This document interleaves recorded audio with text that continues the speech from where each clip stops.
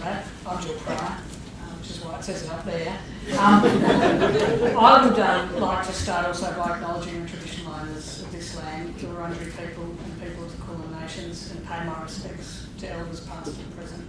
And I ask, I guess, that you reflect on that acknowledgement as we sit here 25 years after the Royal Commission into Aboriginal Deaths in Custody, and yet we're seeing the highest rate of Aboriginal incarceration ever, and reflect also that women, and Aboriginal women in particular, are the single most overrepresented group in the justice system today, 25 years later, and by correlation, the fastest growing prison population. In Australia, between 13 and 14, that group of women increased by nearly 20% in terms of incarceration, and between 2007 and 11 in Victoria, the whole of the increase in women prisoners was nearly 25%, 1 in 10 of those being Aboriginal or Torres Strait Islander. People would have read many articles of late and seen other coverage of late talking about the rate of increase of women in the justice system as the fastest growing demographic in relation to criminal matters. And just by the way, talking about money, it's about $300 a day to lock a woman up in a prison in Victoria, which is about $109,000 a year. Those are pretty harrowing statistics. They're shocking, they're saddening, and they tell us stories about numbers. And each of those numbers is a woman. There's someone who is impacted, whose children are impacted, whose family is impacted, and the community, your community, is impacted by their treatment in the justice system.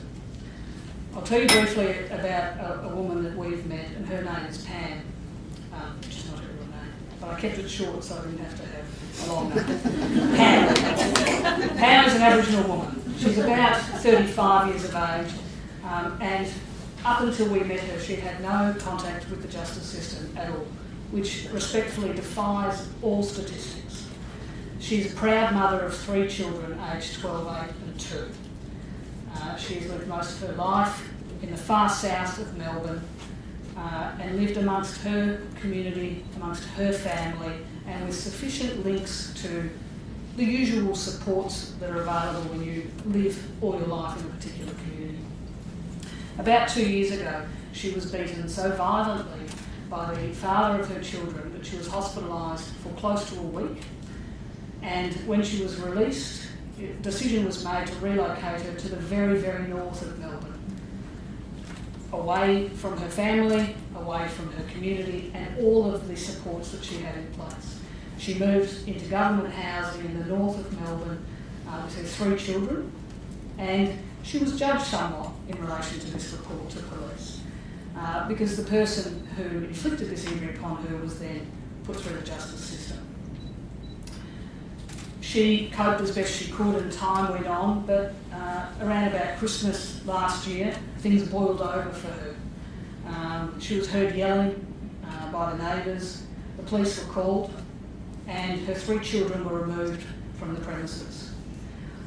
They were taken into the care of the Department of Human Services. Apologies if anyone's here and saw me do that. But the care of the Department of Human Services, and she was charged with criminal offences. An intervention order was taken out to protect her children from her. Suddenly, she's alone in a 3-bedroom house in the far north of Melbourne, and she's scrutinised, she's been charged with criminal offences, she's not coping, and she turns to drugs and alcohol, predominantly alcohol. Her children are not in her care, and she feels hopeless. She's at risk of losing her house because it's too big for one woman, and she's in the courts for the first time. She, by the way, is not eligible for a grant of legal assistance through Victoria Legal Aid. It is this picture and scenarios like it that compelled Ellie Pappas and myself to look to a different model of legal service delivery for women who are charged with criminal offences. We knew the likely precursors to contact with the justice system, and we knew that when women are simply processed through the court system in an ad hoc way, we do nothing to resolve the issues that are bringing them before the courts in the first place. There are individual histories. She presented with an individual history, and each of these stories are unique. But time and time again, there is a repeated narrative that we hear. Something goes wrong. Someone is charged. Someone is sentenced, and then they return to community. But they're diminished. They're fractured. They're weakened. They're more vulnerable, and they're more vulnerable to return to court. Almost without exception, every woman we have seen has had issues with housing, with homelessness, with mental health issues, with alcohol and drug issues, and issues of social disadvantage and isolation. And the narrative sees women eventually imprisoned. We know this because the issues that women like Pam present with are the same broad issues identified with women in custody. The Law and Advocacy Centre for Women, which I'll call LACWA from now on because it's too long, provides the only gendered response to criminal law issues in this state, possibly the country. We also act for women in relation to intervention orders, in relation to applications for infringements to be waived, and for victims of crime compensation. Because women rarely present with single legal issues. To provide a meaningful outcome for these women, we also recognise that it's crucial for our service to have a therapeutic arm on site. We need to intervene in housing, in addiction, in mental health, and in family violence. And the issue of family violence is critical. When we designed our model of service delivery, we had no idea the staggering number of women we would see who were impacted by family violence, current or past. The Royal Commission has reported on this, and they tell us that 70% of those women in prison have experienced family violence. For some, they've escaped family violence by going into custody. The impact of the incarceration renders them more vulnerable to family violence upon release. Homelessness is the impact of incarceration, and homelessness is an impact or puts people at greater risk and vulnerability in terms of family violence. This is a cycle, and it continues.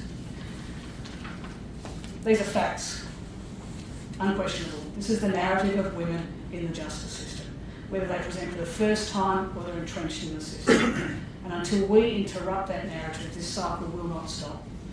We know what the issues are. We know the legal response is not enough. And we are well poised to interrupt that narrative and have an obligation to do so by providing a separate arm, a legal practice that looks at the legal issues alongside a therapeutic arm that takes into account all these other issues that are presented. The many stories, including Pam's, speaks to the complexity of the impact of family violence and the regularity with which family violence intersects with the justice system for the victim. The consequences are serious and far-reaching, and we know what they are. If we had a pool of money, let's say 10,000, we'd get a very cheap social worker. Full-time. We had $25,000, we'd get a slightly more expensive one. Or, these are days in the week, these are hours in the day when we can access therapeutic treatment alongside legal services. I'm going to finish. If I don't finish, I'm going to take it as a question. But I'll finish with this. Clients of Law and Advocacy Centre for Women need more than just a one-off legal response. These are the words of Mayor Angela, who's not me. Prejudice is a burden that confuses the past. It threatens the future and renders the present inaccessible. When someone shows you who they are, believe them the first time.